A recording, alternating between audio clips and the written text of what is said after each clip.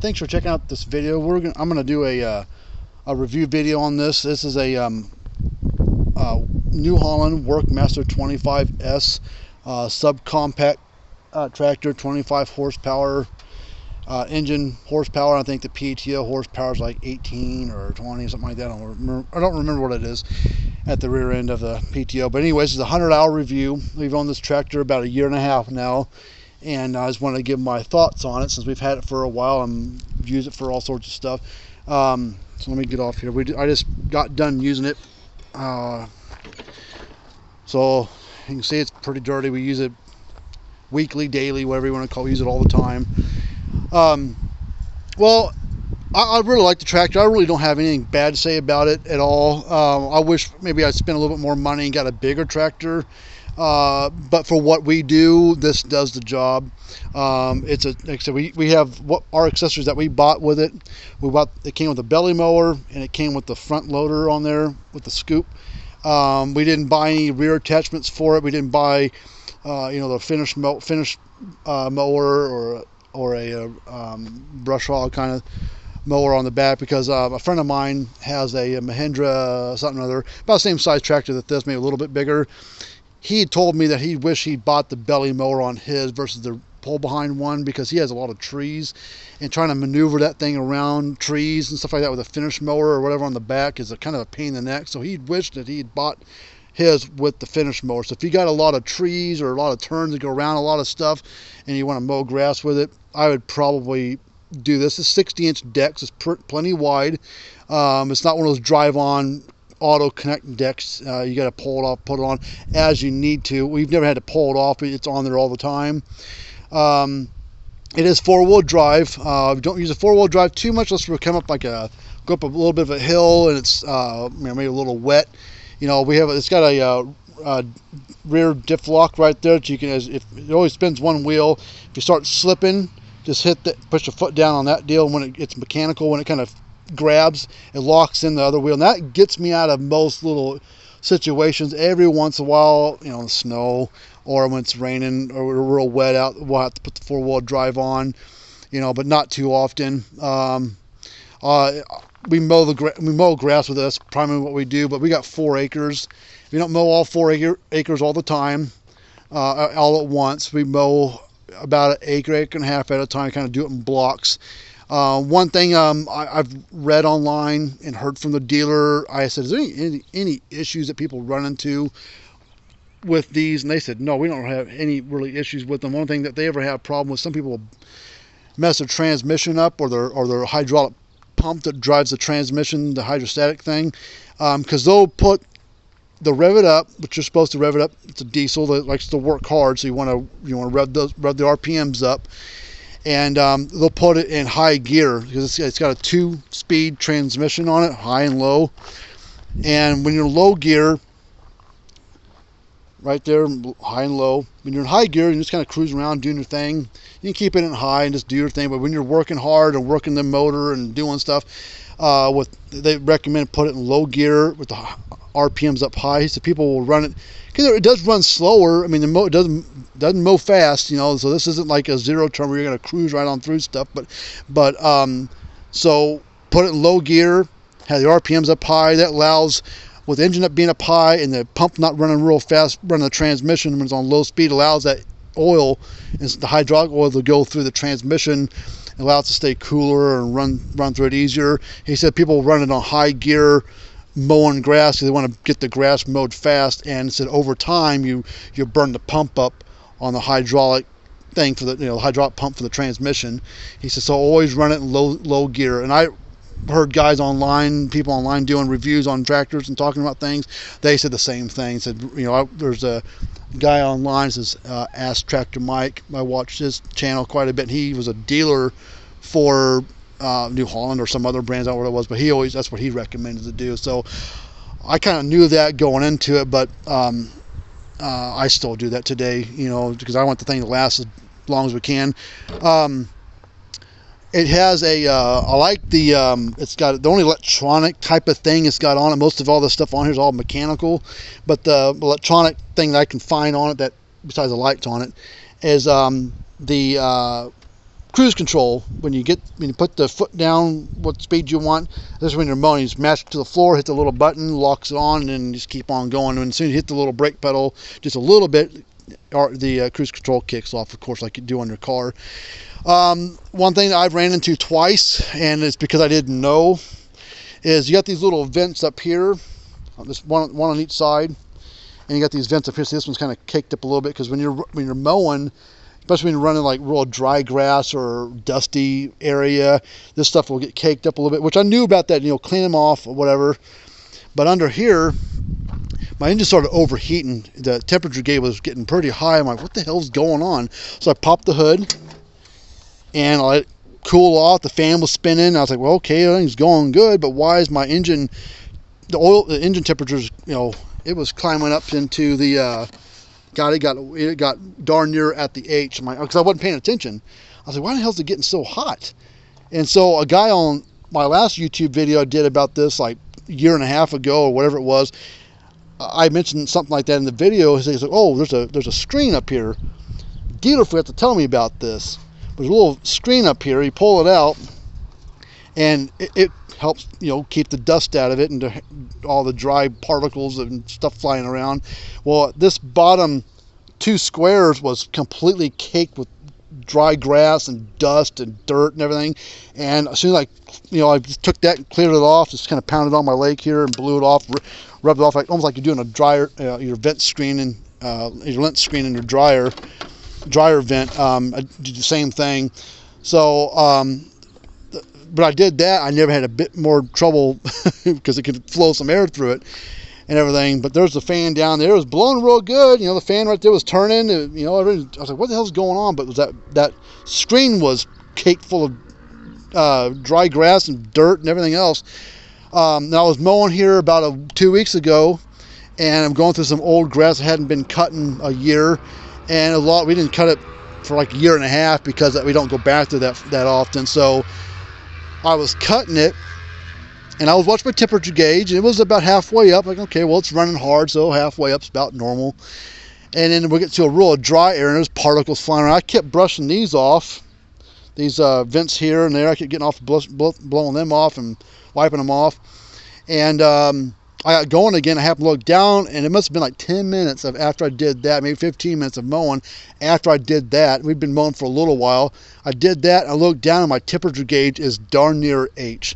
So I'm like, oh crap! So I turned the engine off, popped the hood, and I could hear the hear it bubbling. The coolant was bubbling. Wasn't leaking anywhere, but was bubbling. I'm like, what the hell? So I popped this thing up, and sure enough, it was caked again. I'm like, shoot. So I cleaned it off. Turn the engine back on, let the fan pull some air through, let the hood up, and within a few minutes, that needle gauge on it kept coming down. After about, I don't know, a few minutes, I don't remember how, 5 minutes, 10 minutes, I don't remember what it was back down that halfway point, and then I shut the hood and kept on mowing, and it was fine. I was worried about blowing a head gasket or something stupid over that. I'm like, god dang. But I don't think it was in that H for very long, because it had only been like 10 minutes since I last cleaned up these vents down here on both sides, and it had been, it was only in the H halfway up the temperature gauge, so it hadn't been running the H for very long when it did that. But luckily, we ran it since then, and no problems, other than that. So I really like the tractor. It does really good on fuel economy, which, you're not buying these for fuel economy, but it holds like, I don't know, 6-7 gallons of diesel. And we bought one of those that holds like 4 or 5 gallons. And when we get down to when it starts getting down low, it'll hold all of one of those. So we probably get down to about a gallon or 2 left before we fill it back up with that, because it only holds 5 gallons. So it probably has a 7-gallon tank, I would guess, somewhere in that range. And I can mow all 4 acres and still have plenty of fuel left over to do other stuff if I wanted to. So we don't fill it up very often. We had an old John Deere 420 gas garden tractor that had about a 4 or 5 gallon tank of gas, and god dang, that thing would burn through about a full tank in about 2 acres. We'd run through it quite a bit. So this does really good on fuel economy, whatever you want to call it, for a tractor, but it does good. I really like it. Only trouble that we have on occasion is when we use the loader. We take it off in the spraying, because we're going to use it to cut grass and everything, so we don't need it, is when you're putting it on, taking off pretty easy. Putting it back on is a bit of a pain. I wish I would have got one of those quick hitch connect things, that you can buy and put those on. It allows you to take your front implements on and off a lot faster. I wish I'd done that, because if you take it off and don't have it sitting just right, or you didn't do your levers just right taking off, you can get I think hydrolocked or hydraulic locked, I don't know what you want to call it, but the line would be pressurized, either in here or in there. I think it's in this, of course. You try to put it back on, there's 4 lines here. You'll have 2 lines that go on real easy, and the other 2 or 3, man, they are a bear to get. You can pull the collar back like that, pull it back, try to push on it will not go on because it's pressurized. Hydraulic fluid is pressurized, and there's a couple of tricks of getting it back on there, but you gotta wear safety glasses, and you gotta, the way I did it, and it worked, I just had to wear safety glasses so hydraulic fluid didn't spray all over me. But I took a hammer and the butt end of a skinny screwdriver, put it down on there, and smacked the thing real hard, and pushed that little thing down there in the middle, and that let the fluid come flying out. It's just like a big spurt of hydraulic fluid, and then I could put on just fine, because all the pressure was released, and I could actually push on this little deal there, because I could not for the life of me. I tried for like 30 minutes trying to get one of them things on there, and I couldn't do it. And I read about online about that, but it depends on how you put it down.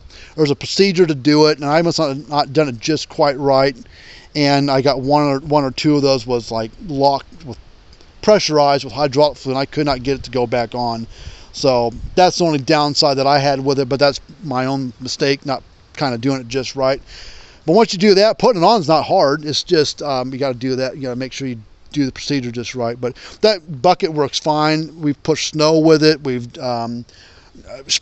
Well, about 2 years ago, we had a bunch of gravel dumped down here, and I spread gravel like a year ago. We've already got grass growing back through, but that was whatever. But we had this whole area covered in gravel, and all the way up our driveway I spread it all with this. It took a while, but we did it. I wish I would have probably had a box blade to do it, but that was more money I didn't want to spend to buy one of those, so I just did it with this, and it did just fine. Scooped it up, spread it out, did its job. Now we bent wife did this, blame her for it. We were trying to pull out some bushes that were here when we moved into the place 4 or 5 years ago, and we wanted to redo that area. So I was like, well, pull these big bushes out. Well, I pulled out the small ones, but the bigger ones got a big root system, so we should have probably tied it on at the back of the tractor versus the front.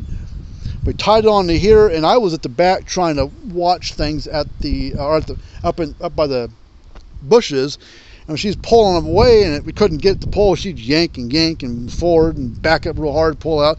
Couldn't get the dumb thing to pull. We just needed more horsepower, or heavier tractor, whatever, to pull that out.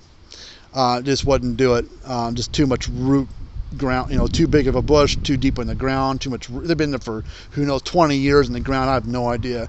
But we bent that thing. It bent forward a little bit, so regard, just to protect the grill on the front.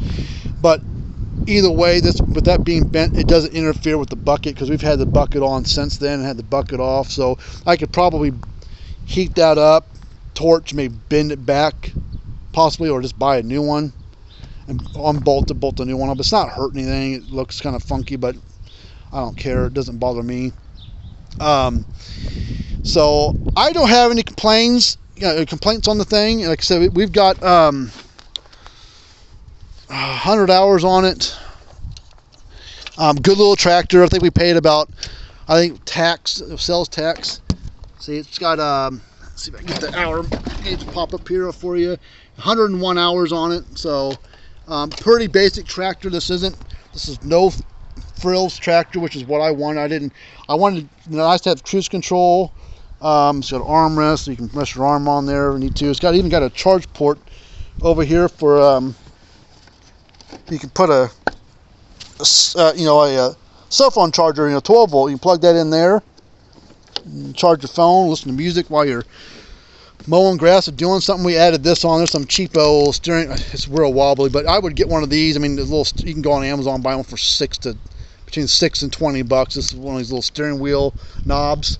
Buy one of those. That makes it easy. I mean, it's power steering, hydraulic steering, so it's really easy to turn. So I bought one of these. I love it. I mean, I'm going to probably get a different one because this cheap little thing never stays tight on there, so it's always in different spots on the thing. It was over here or there, but it's gone around here a few times, so it's been different spots. But I would buy one of these, go to Amazon and buy one, for type in steering wheel knob or whatever they call them. Just type that in, you can find a boatload of different versions and styles on there that'll bolt right on the thing. I just bought the cheapest one I could, and I probably should have bought the next size more expensive, so it's like it would bolt in there and stay put versus this cheap little Chinese thing that loosens up all the time. So there's your little knob for doing your bucket and stuff, up and down, left and right for your tilt and lifting your stuff and everything. But does good. Starts up every time. We leave this tractor outside, rain or shine, hot or cold. We don't have a building to put it in. We have a shop building there full of my business that I do. I do all my repairs on fence chargers, and our garage over there is full of stuff too, so we don't have anywhere to put this, so it sits outside. Good or bad that is for it. It's outside 24/7, 365. I don't have anywhere else to put it. But it doesn't like the real cold. Back in February 2021, we had a big cold snap. Like the whole United States was like under a frigid cold spell, and it would crank over real slow, but when it was like below zero or just above, it was really hard to start it, and when it got really cold, it would not start. You could try, you didn't wear the battery out trying to do it. So when it was like 20 degrees or 15 degrees, it would be a little slower, but it would still crank over. And I think you can get a block heater for this, but it's you gotta have the dealer install it. I think you gotta knock a freeze plug out, bolt the thing in there, and then you plug the cord into it. I think it's where that does. I'm not mechanical enough to want to fool with that, so I just deal with the cold weather with it. But it starts up every time. I mean, it's warmed up, but now, because I just used it 30 minutes ago, but starts right up. I mean, even when I came out here, it's 80 degrees outside, 2 turnovers, and boom, it was right up. So we'll start real quick. It might mess the sound up for a second, but it starts up every time you put your brake in. It does have a emergency brake, so you can do that in the start, but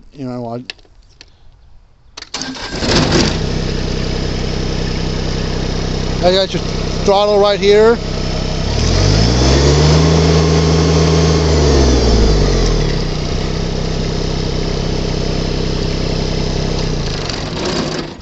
So I mean, it starts, runs every time. I don't have any complaints, so you can buy what you want, but if you want a no frills, just a good, decent, quality built tractor, little subcompact one, I would recommend the New Holland Workmaster 25S, or the next size bigger. I think it's a 35S or whatever, but it does have four-wheel drive, two-wheel drive, four-wheel drive. Has a different 2-speed transmission. There's your deck for raising it and lowering it for both the deck and your 3-point hitch on 3-point thing on the back. There's your levels for your PTO, your mid PTO, mid and rear. I guess if you had something going mid and rear at the same time. And there's your rear one. That's also where you need to have this lever at when you want to start it. That's what this little thing is here. Symbol is for to start it. So it has to be in there, so it's a safety thing. So if it's up here or any other position, it will not start. And your brake pedal also has to be down at the same time. So there's your engagement for your mower deck, or for your PTO. I think it's for your, I don't know if it does both PTOs. Probably does, yeah. It does both your rear and your mid PTO. There's your pedals, forward and reverse. Just boom, boom. You can just do that. You don't have to rock your foot back and forward. Just forward and reverse. Just kind of bounce back and forth as you need to. So real clear platform. You can walk in and out both sides pretty easy. Got plenty of. I'm 6 foot tall, about 225, 230. You got plenty of room, you know, space for your gut and space for your legs and everything. The seat is, after a while when you're sitting there mowing grass, it is, you know, you do get fatigued a little bit. I don't have too much trouble, but my dad was mowing grass. He's like, man, that chair wears me out after a while, but he's also 62 years old, so, you know, maybe that's part of his problem too. But anyways, that seat belt on there if you need to put on there. You also got the bar that stands up. I'm 6 foot tall, and it goes about 8 foot, 9 foot or so after you sit down. I'm sitting about right there, so it goes another 2 foot, foot or so above you, probably 2-3 foot above you. There was a toolbox sitting right here, a little plastic one, which was a nice little thing. I really liked it, but within about 6 months of owning it, my dad was going around a tree and cut too close to it when we went around it, and then that tree caught this right at the edge of the toolbox and just broke it right off there. You see part of it still hanging there. So I'm going to bolt on we got an old metal tackle box from like the 60s that my grandpa used to use. Nothing's in it, so I thought, it's got a couple little trays. I could drill some holes in it, bolt that metal tackle box right here, and put the little tools in it that I kept with me for whatever reason I would need it for. But I really like it. I mean, it's a real world review. I mean, we've owned this thing for like a year and a half, got 100 hours on it. Love it. Never had a bit of trouble with it. So that's my point of view, and I'm sticking to it. So hopefully you like this kind of video and educate you a little bit and give you a little inside knowledge of what we use it for and everything. And like I said, we paid about, I think with the tax on it, I think we paid about $16,000 for it, but that was with the belly mower. It's got a 7-year warranty from front to back on the whole thing, unless you've messed something up that, like if I had blown the engine, that'd been my fault, but I didn't, so it's fine. And you know, the bucket, it comes with it too, and it's a good little tractor for that kind of money. It's got 7-year loans on what I did for it, so you know, it only cost me about $225 a month, $223. That was with a 7-year loan on it, or 6-year loan. I can't remember. I think it's a 7-year loan on there. So, you know, not too much money per month. You know, take care of it. Change the oil like you're supposed to, which we're getting ready to do our 100-hour oil change on it soon. Change the filters. Getting to the oil change and stuff is real easy. You know, you can do it yourself. You know, it's not like a car where there's no room, working room or anything. There's plenty of room to get to everything on it. So, it's really user-friendly for if you want to do your own maintenance on certain things, or grease fittings, changing the oil, air filter, all that stuff's easy to get to. So I really like it. Hopefully, you know, this helps you out if you're on the fence of what to buy. If you got a new Holland dealer, I think LS I think it's LS Tractors. I think they're another brand, looks just like this, same but different label. I think they're the same thing. But we had a New Holland dealer, we have a Mahindra dealer, a Kubota dealer, and a John Deere dealer within about a 50-mile range of us where we live at. So we went this route because I thought we got the most bang for our buck without overpaying. And so I'm happy with it. So, well, there you go. So have fun shopping around for a tractor.